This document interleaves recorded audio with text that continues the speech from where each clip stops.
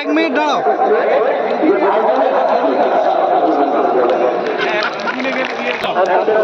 ঘুরে ঘুরে গেছিল ওই বেরিয়ে গেছে ফাঁকা করে যাও। আবার দাদা হুজুরকে নিয়ে একটু ইতিহাস চর্চা করতে চাই। যখন আবু বকর সিদ্দিকী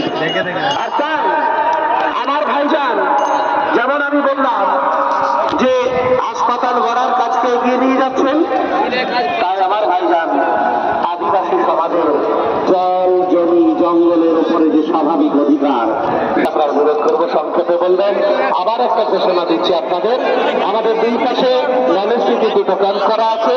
ননস্টিটি যারা বার্ষিক সদস্য হবেন তারা এই ক্যাম্পে